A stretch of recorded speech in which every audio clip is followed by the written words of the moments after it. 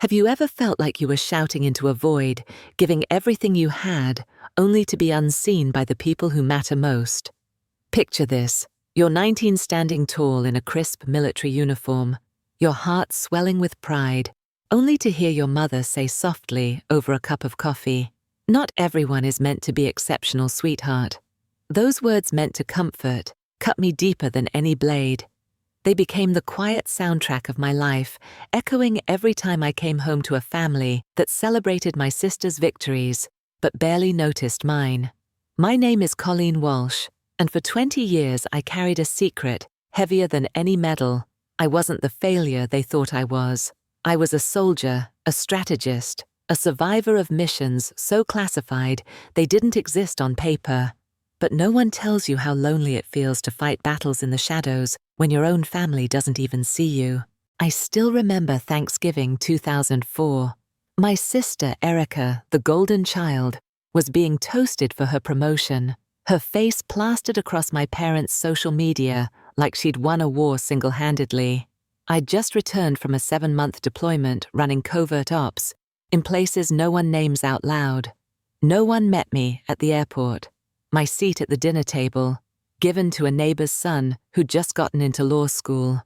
I ate standing by the sink, my medals packed away in a dusty box in the garage.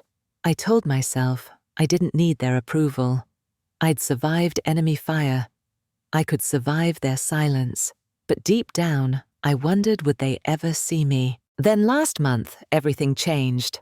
I was sitting in the back of a command briefing at Fort Campbell, just there to observe, invisible as always. The room buzzed with ranks and titles, none of them mine, until the door swung open and General Hammond walked in. His eyes scanned the crowd, then locked on me. He squared his shoulders, saluted, and said loud enough for the world to hear, "Ma'am, you are the general." The room froze. My sister's voice mid-speech cracked. My mother dropped her glass. For the first time in my life, the silence wasn't about me fading away, it was about me being seen.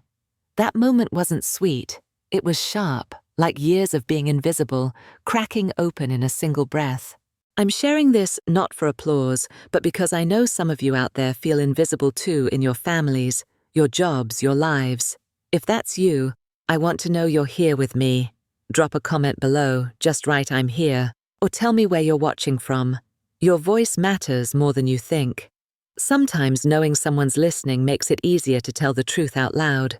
And if this story resonates, if it makes you feel a little less alone, please hit that subscribe button. It helps this truth reach further. So let's dive in. Join me on a journey from the shadows of my family's expectations to the moment I finally stood in the light. Here's how it all began. Growing up in the Walsh family was like living inside a military parade, every step precise, every moment measured by honor and duty. Our home sat on the edge of Fort Campbell, Kentucky, where the air smelled of jet fuel and discipline. My father, Colonel Roy Walsh, was a towering figure in the Air Force, his voice carrying the weight of a man who'd stared down wars and walked away with medals. My mother, Marilyn, a combat medic, wore her silence like a uniform, her hands steady enough to stitch wounds under fire.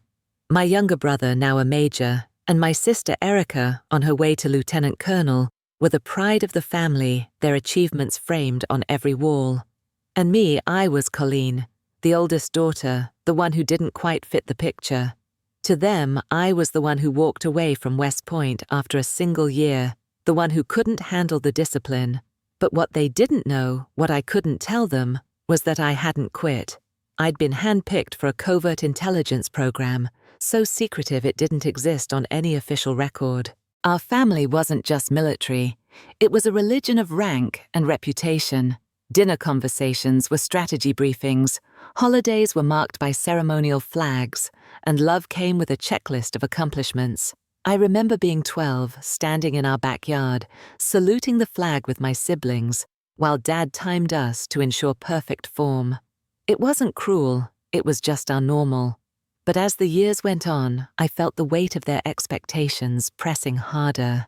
Erica, 4 years younger, was the star. Her grades, her poise, Her ability to charm every officer at the base made her the family's golden child. When she graduated West Point, my parents posted photos online with captions like, "Our future general." Meanwhile, I was overseas running ops in places like Damascus, my name absent from their stories, my face missing from their frames. Think of it like those classic American families you see in movies, the Kennedys or the Bushes, where every child is expected to carry the family legacy, but one always falls short in the eyes of those who matter. I wasn't failing. I was just invisible. I'd send birthday flowers to Mom with a fake Maryland address to keep my cover. I watched from afar as Erica's promotions lit up my parents' faces while my own sacrifices, 6 months in a Syrian safe house, 4 days hiding in a Libyan compound to save 30 civilians, went unspoken. I wasn't looking for medals, but I ached for a single nod, a single moment where they'd look at me and see more than a dropout. The lesson here is simple, but heavy expectations can blind even those who love you most. In families like mine, where success is measured by titles and trophies, it's easy to feel erased if your victories don't come with a spotlight. Maybe you've felt it too, working hard, pouring your heart into something, only to have it go unnoticed by the people you want to impress. It's not about resentment. It's about learning to carry your worth, even when no one else sees it. But being invisible wasn't the worst part. Something far more painful was coming: a betrayal that would shake the foundation of everything I thought I knew about my family. Stick with me, because what happened next wasn't just about being unseen. It was about discovering someone wanted to erase me completely. There's a kind of silence that hurts more than words ever could. In my family, it wasn't what they said, it was what they didn't say. I was Colleen Walsh, the oldest daughter, the one who was supposed to lead the way. But to my parents and siblings, I was the shadow in their spotlight, the one who quit West Point and faded into some vague civilian life. I'll never forget the sting of coming home after 7 months running covert ops across borders no one names. I'd survived ambushes, coordinated rescues, and carried the weight of decisions that still wake me up at night. But when I landed at the airport, no one was there to greet me. No hug from Mom, no proud nod from Dad, no call from Erica. Just the hum of the terminal and my duffel bag slung over my shoulder. Thanksgiving that year was worse. I walked into our Fort Campbell home, the air thick with lemon cleaner and the chatter of family pride. My sister Erica was the star. Her recent promotion to captain celebrated like she'd won an Oscar. My parents' friends crowded around her, their smiles wide as they toasted her future. Meanwhile, my seat at the dinner table had been given to a neighbor's son who'd just been accepted to law school. "It's a big deal," Mom said, barely looking up as she arranged name cards. So I ate standing by the sink, picking at cold turkey, while my medals sat untouched in a box in the garage. Later, a cousin leaned in, her voice low but sharp. "So Colleen, you're in admin now, right? Better than nothing." I smiled just enough to let the moment pass, but inside it cut deep. It's like that scene in every American family drama, think This Is Us, where one sibling shines while the other fades into the background, their efforts unseen. I wasn't just overlooked. I was erased. My parents posted Erica's achievements online with captions like, "Our family's finest hour," but my deployments not a word. I'd send Christmas cards with fake addresses to keep my cover, and they'd sit unopened on the mantel. At a family reunion, a distant aunt introduced me as Erica's sister, the one who tried the military for a bit. The laughter that followed wasn't cruel, but it was careless, the kind that stings, because no one realizes it hurts. The lesson here is quiet but powerful. Being unseen by those you love can make you question your own worth.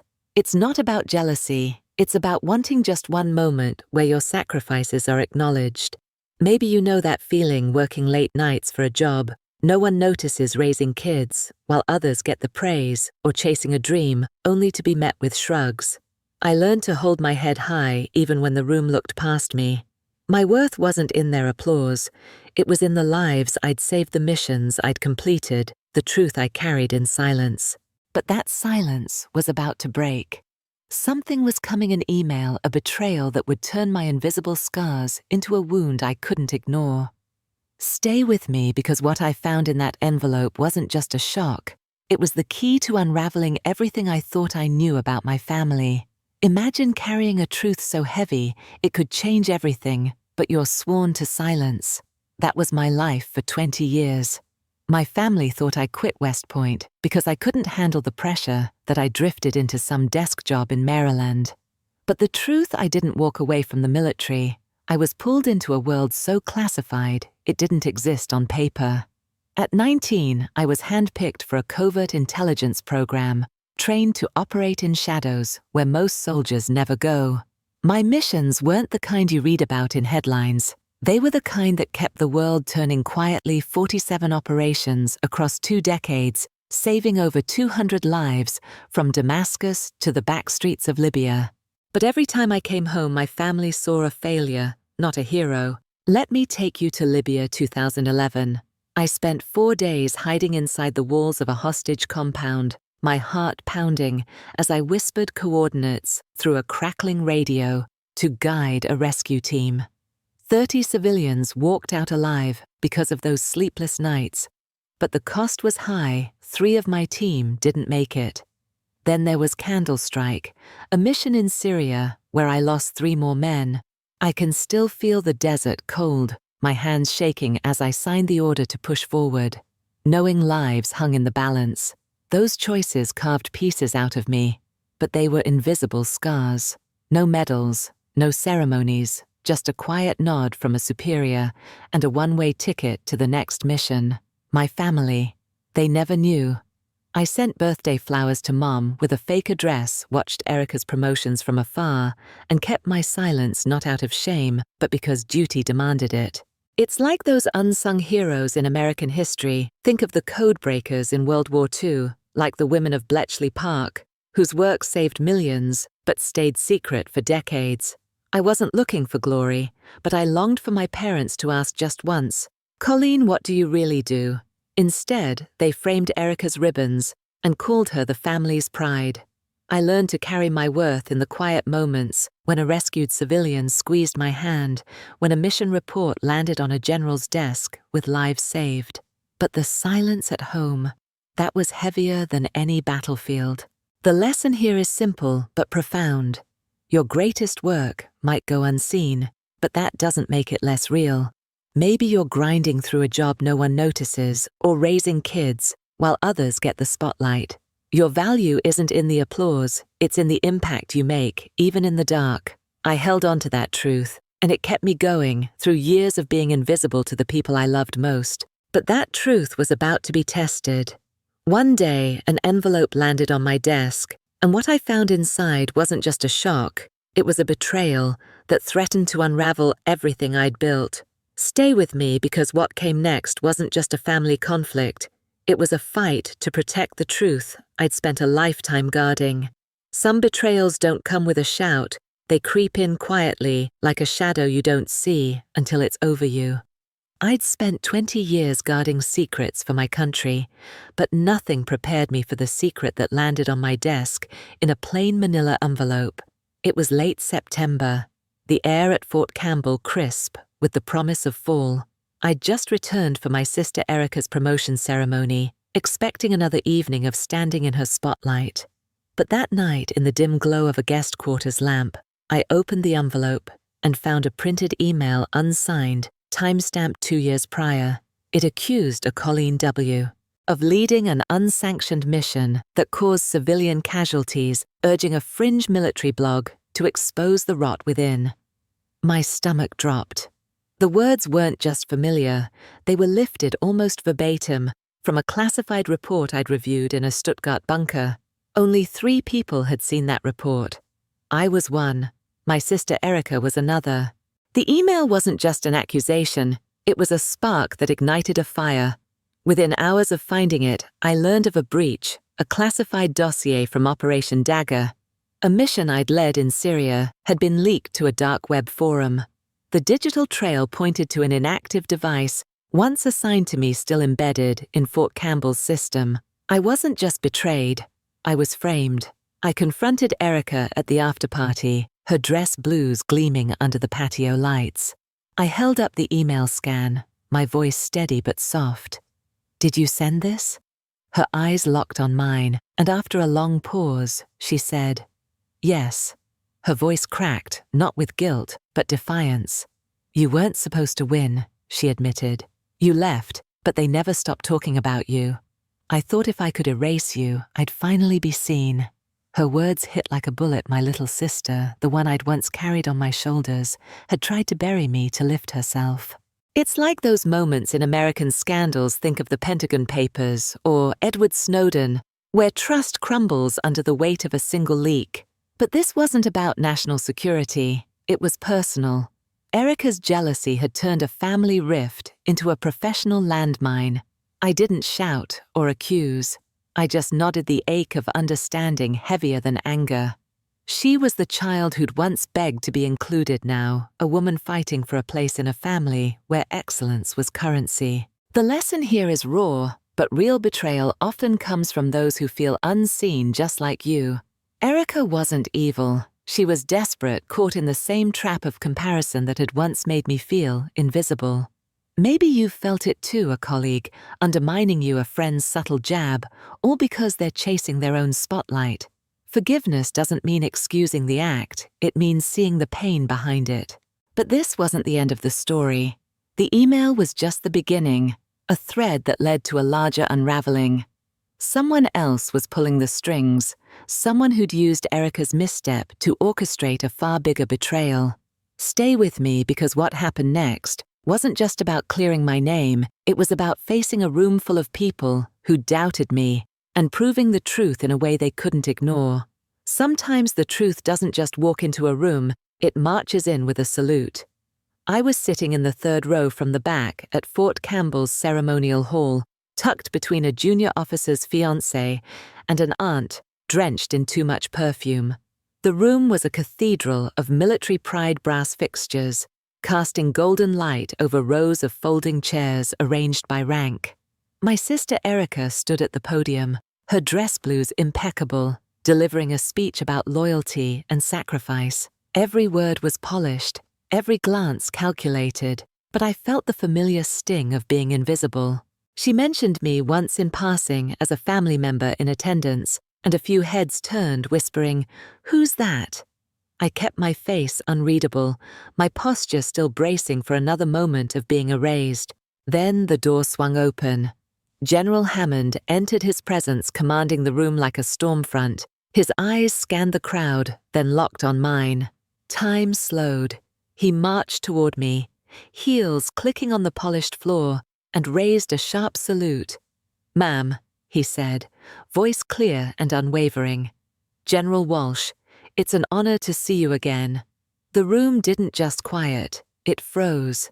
Erica's voice cracked mid-sentence, her note card trembling. My mother's water glass hit the floor, the sound echoing like a gunshot. My father half stood, then sank back as if the air had been pulled from his lungs. A young officer behind me whispered, "Is that her?" The ghost commander from Dagger. For the first time in my life, I wasn't a shadow.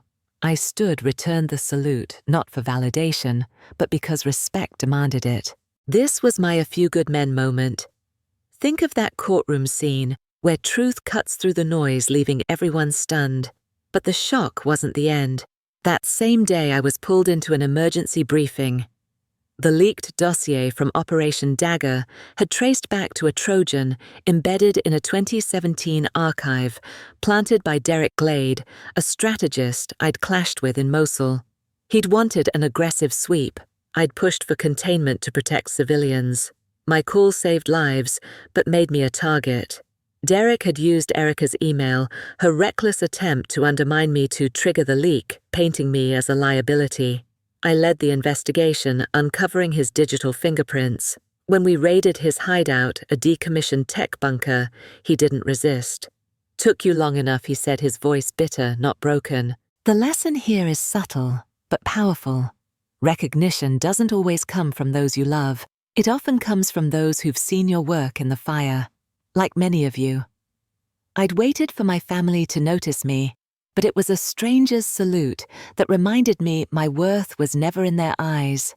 Maybe you felt it too, pouring your heart into something only to be seen by someone unexpected, like a mentor or a colleague who knows your truth. But the real test was still ahead. With the truth laid bare, I had to face my family, not as a rival, but as a leader, in a room where trust was as fragile as glass. Stay with me, because what happened next wasn't just about clearing my name, it was about rebuilding a family that had spent years tearing itself apart. Healing a family isn't like stitching a wound, it's slower, messier, and sometimes you don't see the scars until they start to fade.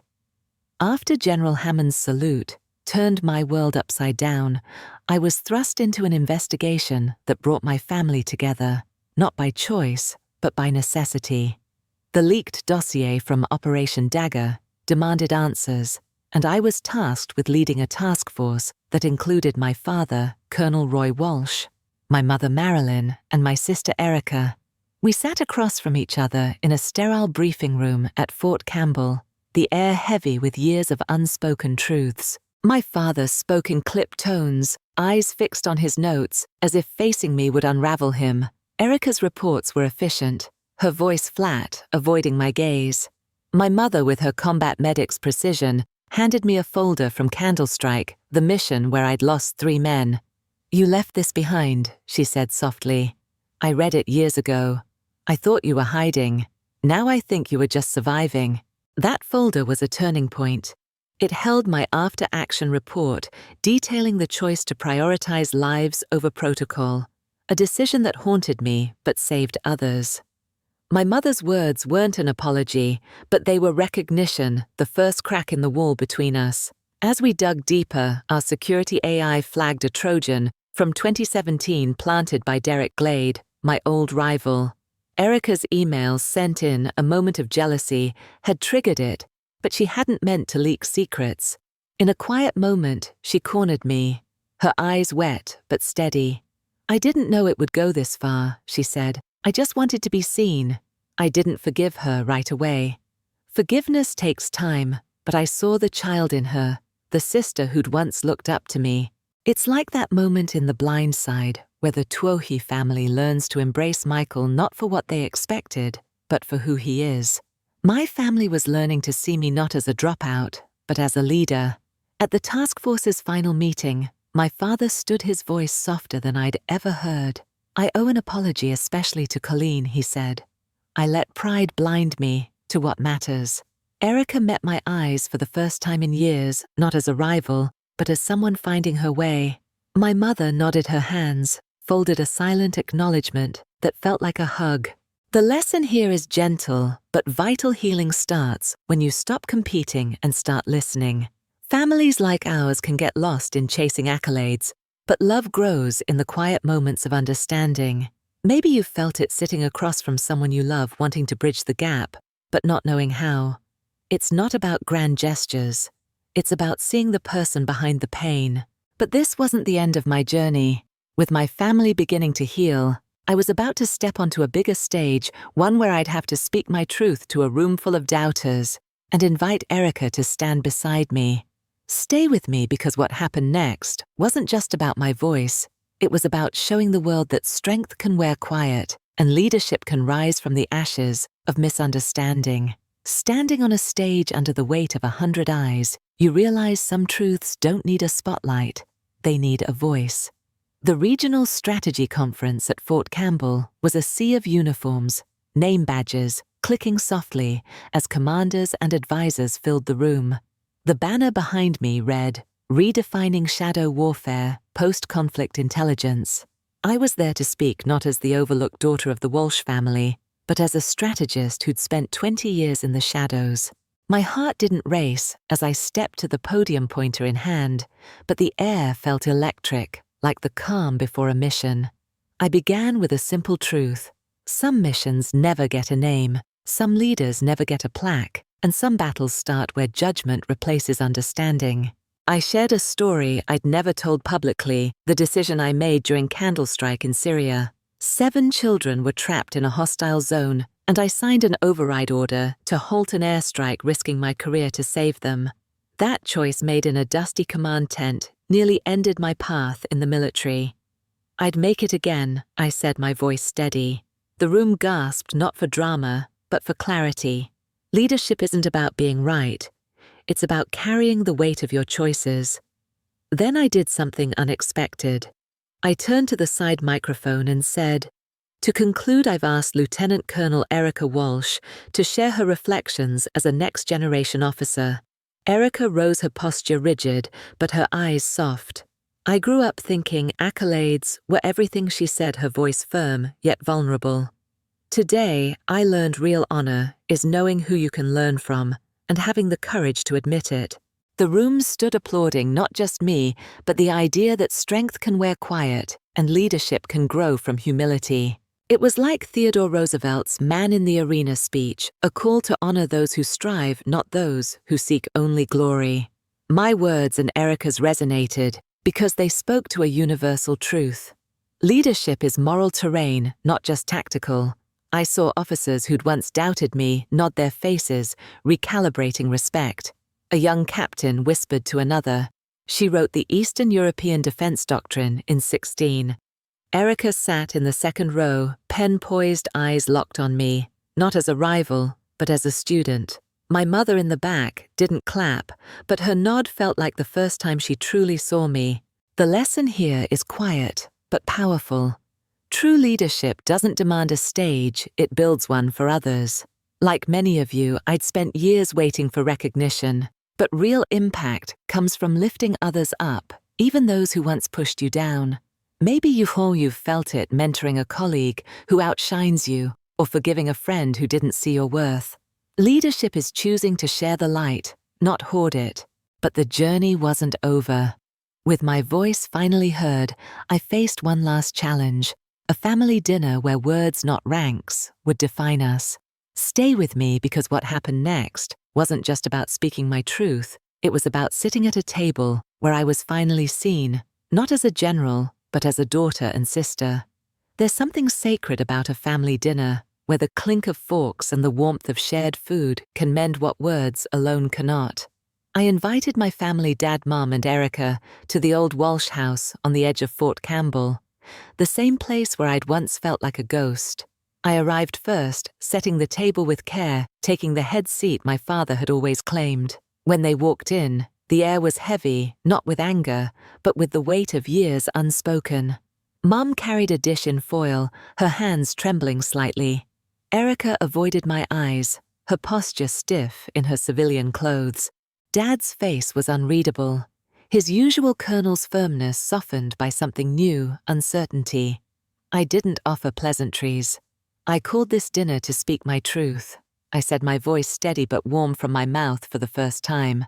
I told them everything, how I hadn't quit West Point, but was recruited into covert intelligence. I described the 3 days I spent detained underground in Iraq, after a leaked extraction route, my breath shallow in the dark. I recounted the night I ordered a supply depot, shelled to save an Australian recon team, injuring 3 civilians, but sparing dozens, a choice that led to an 8-month inquiry, though I was cleared. I shared how I declined a medal for a Syrian relief mission to avoid diplomatic fallout, choosing silence over glory. The room was still the only sound, the faint creak of the porch swing outside. Mom's eyes welled up, her fingers gripping the table. Erica stared at her plate, her shoulders slumping. Dad sat motionless, hands folded, but his eyes never left mine. It was like that moment in It's a Wonderful Life, when George Bailey's family gathers around him, seeing his sacrifices for the first time. My father spoke first, his voice barely above a whisper. "Why didn't you tell us?" he asked. I met his gaze. "Because you never asked. And if you had, I don't think you'd have believed me." Mum murmured, "I thought your care packages were apologies." I shook my head. They were reminders I still existed. I slid a manila folder across to Erica, containing the email she'd sent to undermine me. "I didn't keep this to blame you," I said. "I kept it to remind you that words, even invisible ones, can wound like bullets." Erica placed a hand on my shoulder and said nothing. her silence louder than any apology. The lesson here is tender, but true truth doesn't demand acceptance. It demands a space to be heard. Like many of you, I'd spent years craving my family's approval, but healing came when I spoke without needing their validation. Maybe you've sat at a table, yearning for someone to see you. It's not about forcing their eyes open. It's about speaking your story with courage, trusting it will find its place. But this dinner wasn't the end. With my truth laid bare, I was ready to step into a new chapter, not just as a soldier, but as a sister, a daughter, and a teacher shaping the future. Stay with me, because what happened next wasn't just about my family, it was about finding my place in a world that finally saw me. Some journeys don't end with a finish line, they end with a new beginning. Sitting at that dinner table with my family, the weight of 20 years lifted, not because I'd won their approval, but because I'd spoken my truth. I'd gone from the sister who stood by the sink unnoticed to the one who led a mission to save lives, from a daughter erased from family photos to a leader saluted by a general. My father's quiet nod, my mother's hand on mine, and Erica's unspoken promise to do better, they weren't just apologies. They were bridges built from years of misunderstanding. I realized my worth wasn't in their eyes, but in the choices I'd made, the children I saved in Syria, the team I protected in Iraq, the silence I kept to serve. It's like the stories we cherish in America. Think of Forrest Gump, where a man runs through life, not for glory, but because he knows his heart. My run wasn't across a country. It was through shadows, carrying secrets heavier than any medal. I learned that living true to your value means standing tall even when no one's watching. Maybe you've felt it too, pouring your soul into a job, a family, a dream, only to feel unseen. Here's the lesson: your worth isn't in the applause. It's in the quiet moments when you choose to keep going, to do what's right, to be you. I'm sharing this story because I know I'm not alone. If my journey from being invisible to being heard touches you, I want to hear your voice. Drop "I'm here" in the comments, or share where you're watching from. Better yet, tell me your story, a moment you felt unseen but pushed through. Use #invisible no more to join a community of people proving their worth every day. Your voice can inspire someone else to step out of the shadows. And if this story made you feel less alone, hit that subscribe button. It helps these truths reach further.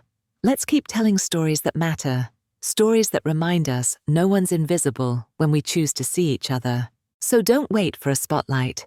Live your truth, carry your value, and know that every step you take, seen or unseen, is shaping a world that needs your courage. Join me, and let's make the invisible visible together.